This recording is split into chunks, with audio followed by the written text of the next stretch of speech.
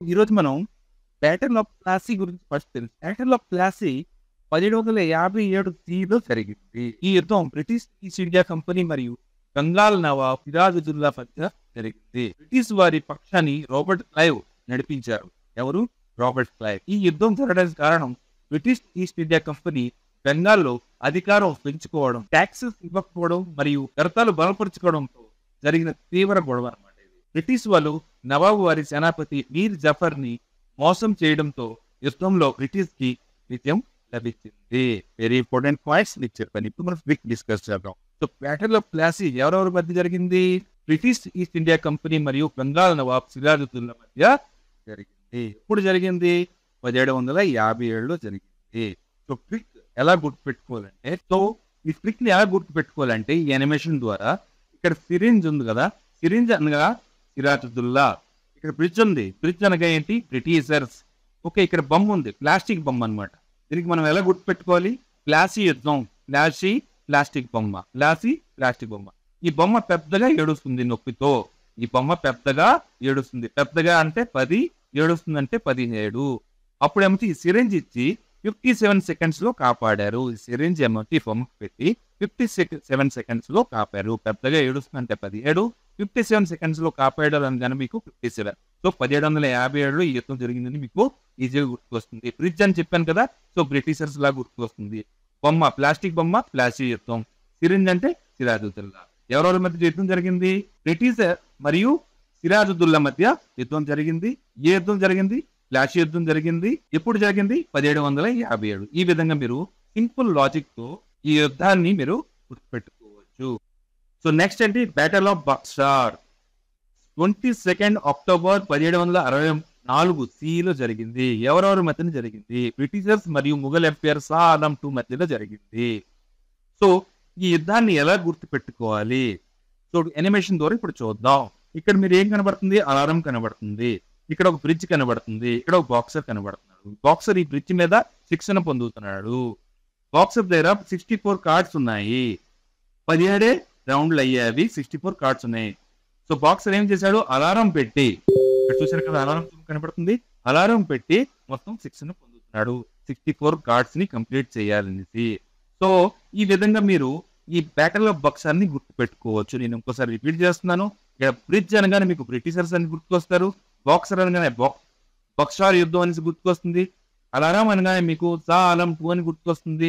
17 రౌండ్లు గెలిచాడు, 64 కార్డ్స్ ఉన్నాయంటే 1764లో ఈ యుద్ధం జరిగిందని గుర్తుకొస్తుంది.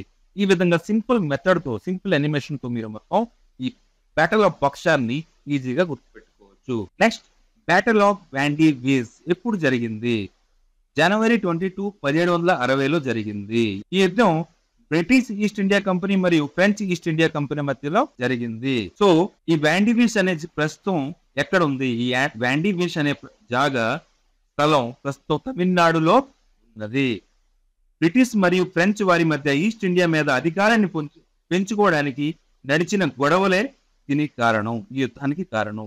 ఇది సెకండ్ కార్నటిక్ వార్ లో ఒక భాగం. బ్రిటిష్ సేనలు ఫ్రెంచ్ వారి సేనలపై విజయం సాధించాడు, ముఖ్యంగా ఐరే కూటే వారి రణనీతి బలంతో. ఈ విజయంతో British east India company French వారి భారతదేశంలో బ్రిటిష్ వారి పోరాటం ముందుకు నడిచింది. ఓకే, బేసిక్ అన్ని మీకు చెప్పేసాను. ఇప్పుడు ట్రిక్ ఎలా గుర్తుపెట్టుకోవాలో మనం చూద్దాం. సో ట్రిక్ ఏంటంటే, ఇక్కడ మీరు చూస్తున్నారు కదా ఇమేజ్ లో 17 minutes వార్ 60 మంత్రాలు అని ఉంది. ఇక్కడ ఒక బ్రిడ్జ్ ఉంది. బ్రిడ్జ్ అనగానే మీకు ఏంటి? బ్రిటిష్ అంటే ఆటోమేటిక్ ఒక వ్యాండ్ అనమాట. వ్యాండ్ అంటే ఒక మంత్రకాడు చేతిలో ఇది కర్ర ఉంటుంది కదా, కర్రకి ఏమంటారు? వ్యాండ్ అంటారు. ఓకే, వ్యాండ్ అనగా వ్యాండీ విష్ అని మీకు ఆటోమేటిక్ గుర్తుకొస్తుంది. బ్రిడ్జ్ ఇక్కడ పెట్టాను ఇమేజ్ లో. బ్రిడ్జ్ అంటే ఏం గుర్తుకొస్తుంది? ఫ్రెంచ్ అని గుర్తుకొస్తుంది. French east India company, British east India company మధ్యలో ఈ గొడవ జరిగిందంటే యుద్ధం జరిగింది. యుద్ధం పేరేంటి? వ్యాండ్. ఇక్కడ కనబడుతుంది కదా కర్ర. సో వ్యాండీ విష్ ఎప్పుడు జరిగింది? ఇది గుర్తుపెట్టుకోవాలి. 1760లో జరిగింది. సో వ్యాండ్ అంటే మంత్రగాడు కదా. సో 17 నిమిషాల్లో 60 మంత్రాలు చదివి ఈ యుద్ధం జరిగింది. బ్రిటిష్ ఇండియా వారు ఏమంచో 60 మంత్రాలు చదివి యుద్ధాన్ని గెలిచారు. ఈ విధంగా మీరు ఈ ఇమేజ్ తో ఈజీగా బ్యాటిల్ ఆఫ్ వ్యాండీవిష్ ని గుర్తు పెట్టుకోవచ్చు. నేను ఇంకోసారి రిపీట్ చేస్తున్నాను. బ్రిడ్జ్ అనగా బ్రిటిష్, బ్రిడ్జ్ అనగా ఫ్రెంచ్ ఈస్ట్ ఇండియా కంపెనీ. ఇక్కడ వ్యాండ్ ఉంది కదా, వ్యాండ్ అంటే కర్ర, మంత్రగాడు కర్ర. సో వ్యాండీవిష్ గుర్తుకొస్తుంది. 17 నిమిషాల్లో 60 మంత్రాలు చదివి గెలిచారు బ్రిటిషర్స్. సో 1760 అని గుర్తుకొస్తుంది. ఈ విధంగా మీరు బ్యాటిల్ ఆఫ్ శాండ్విచ్ ని నెక్స్ట్ బ్యాటిల్ ఆఫ్ భోపాల్ ఎప్పుడు జరిగింది? 24 డిసెంబర్ 1737 లో జరిగింది.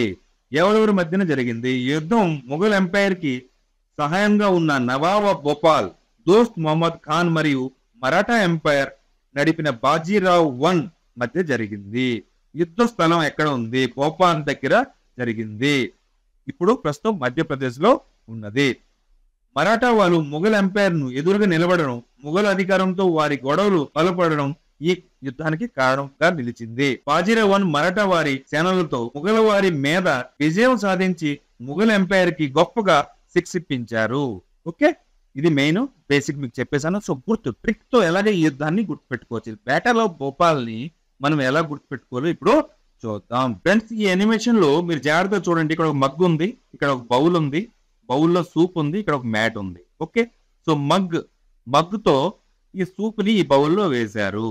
ఓకే, సో టార్గెట్ ఏంటంటే 17 సిప్ తో, అంటే 17 సూట్లే అలా తాగే సిస్టమ్ ఉంటుంది కదా. సిప్ అంటే ఒకేసారి తాగడానికి సిప్ అంటారు అనమాట. సో 17 సార్లు తాగాలి, కాకపోతే అందులో 37 సార్లు ఒలిగిపోయింది అనమాట. 17 సార్లు తాగి కంప్లీట్ చేయాలి, కాకపోతే అందులో 37 సార్లు కింద ఒలిగిపోయింది. ఎక్కడ ఒలిగిపోయింది? మ్యాట్ దగ్గర ఒలిగిపోయింది. మ్యాట్, ఇక్కడ మ్యాట్ అనగానే ఏం గుర్తుకొస్తుంది మీకు? Marathas.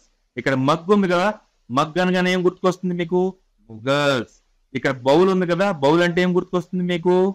Bhopal. Okay, battle of Bhopal ఎవరెవరి మధ్య జరిగింది? ముఘల్స్ మరియు మరాఠాస్ మధ్య జరిగింది. ఎప్పుడు జరిగింది?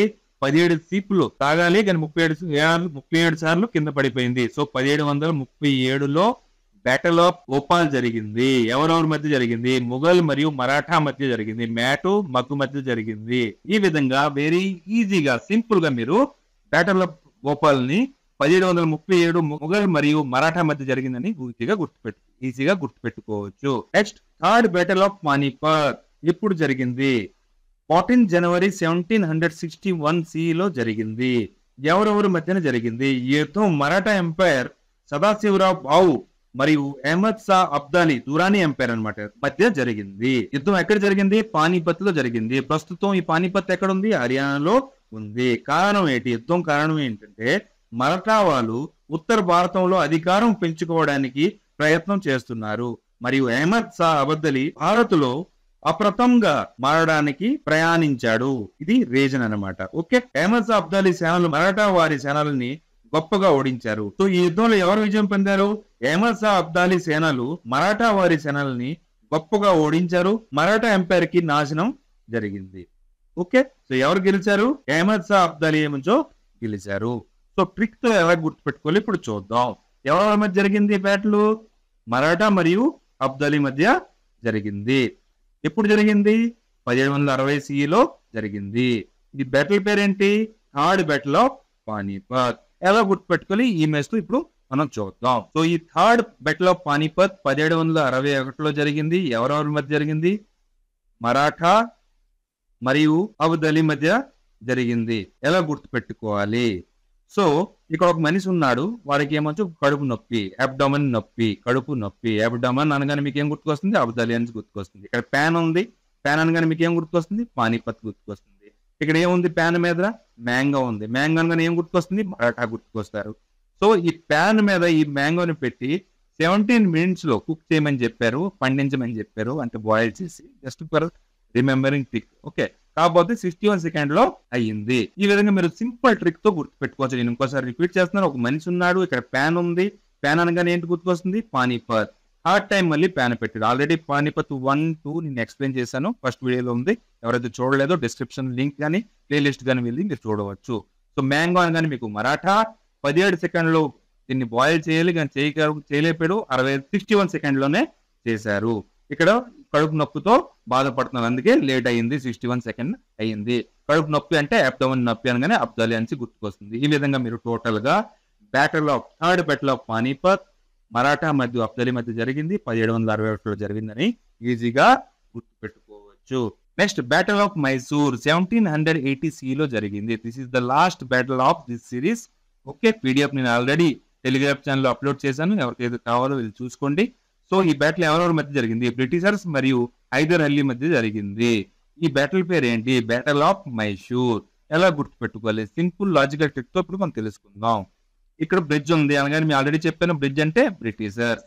ఇక్కడ మైస్ అని ఉంది, మైస్ అంటే ఎలక, ఎలక ఎంఐసి మైస్ లాగా పిలుస్తాం కదా మనం, మైస్ అని పిలుస్తాం ఇంగ్లీష్ లో. సో మైస్ అనగానే మీకు ఏంటి, మైసూర్ అనేసి గుర్తుకొస్తుంది, పేటలో మైసూర్ అనేసి గుర్తుకొస్తుంది. సో ఈ ఎలకలు ఏమంచో ఏంటి, ఈ బ్రిడ్జ్ లోనో దాగున్నాయి అనమాట, హైడ్ అయిపోయేవి. ఈ ఎలకలు ఈ బ్రిడ్జ్ లో హైడ్ అయిపోయి ఉన్నాయి. కాకపోతే 70 సెకండ్లో 80 ఎలకల్ని కనిపెట్టుకోవాలి. ఏంటి, 17 సెకండ్లో 80 ఎలకల్ని కనిపెట్టుకోవాలి. జస్ట్ ఈ మాత్రం గుర్తుపెట్టుకోండి. బ్రిడ్జ్ ఉంది అంటే బ్రిటిషర్స్, మైస్ అంటే మైసూరు, హైడ్ అయి ఉన్నాయంటే హైదరాబాద్. 17 సెకండ్లు 80 మైసూర్లు కనిపెట్టుకోవాలి అంటే 1780లో యుద్ధం జరిగింది. మైస్ అంటే మైసూర్, బ్రిడ్జ్ అంటే బ్రిటిష్, హైడ్ అయి ఉన్నాయంటే హైదర్. ఈ విధంగా సింపుల్ లాజిక్ తో మీరు బ్యాటిల్ ఆఫ్ మైసూర్ 1780 బ్రిటిషర్స్ మరియు హైదర్ అలీ మధ్య జరిగిందని ఈజీగా గుర్తుపెట్టుకోవచ్చు. ఫ్రెండ్స్, వీడియో నచ్చితే ప్లీజ్ లైక్ చేయండి, షేర్ చేయండి. ఒకవేళ నా ఛానల్ ఫస్ట్ టైం విజిట్ చేస్తే సబ్స్క్రైబ్ చేయండి. మళ్ళీ వీడియోతో త్వరలో కలుసుకుందాం. జై హింద్, జై భారత్. అప్పటిదాకా ప్లేలిస్ట్ లో చాలా వీడియోస్ ఉన్నాయి, చూసి ఎంజాయ్ చేయండి.